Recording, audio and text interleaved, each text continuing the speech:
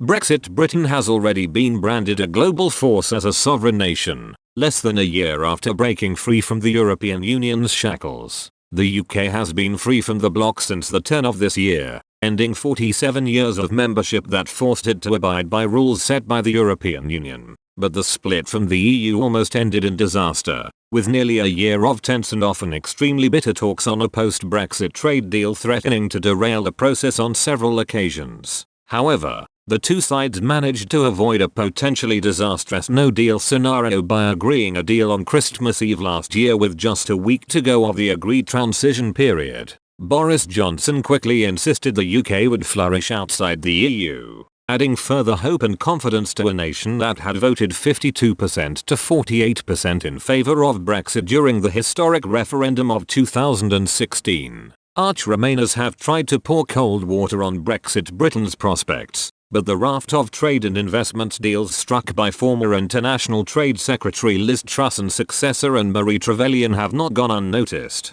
Arlene Foster, who served as Northern Ireland's First Minister and DUP leader, told Daily Express, "Now we have left the EU, we all expect the UK to stand up for its own citizens. The signing of the New Zealand trade deal is a major milestone. I get a sense people are now starting to look to the UK as a force, not within Europe, but on its own." The UK has agreed several multi-billion-pound trade deals with countries around the world, paving the way forward for Brexit Britain to develop fruitful and lucrative relationships outside the EU. The most recent of these was a groundbreaking trade deal with New Zealand announced last month, which, following agreements struck with Australia and Japan, helps pave the way for the UK join the Trans-Pacific Partnership, CPTPP, a free trade area of 11 Pacific nations with a GDP of £8.4 trillion in 2020. Trade between Britain and New Zealand was worth £2.2 billion in 2020, and the government is hugely confident this is set to grow under the New Deal.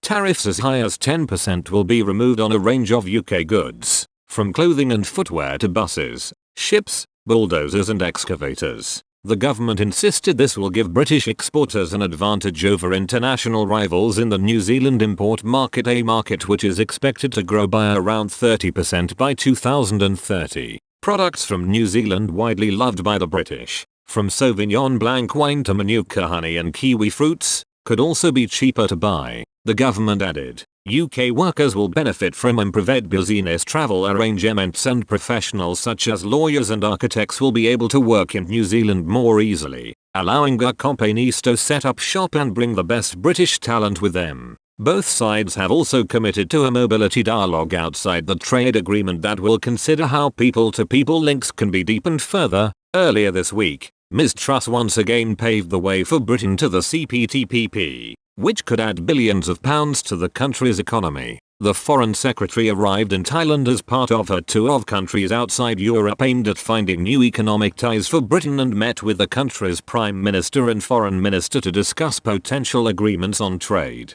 defence and education. Trade between the two countries is worth an estimated £4.7 billion, with more than 5,000 UK companies currently exporting goods to Thailand. Ms Truss said, "We want to step up our relationship with Thailand and take it to the next level in areas including tech, trade and investment. We need a deeper relationship that reflects Thailand's growing economy and positions Britain at the heart of the fastest growing parts of the world."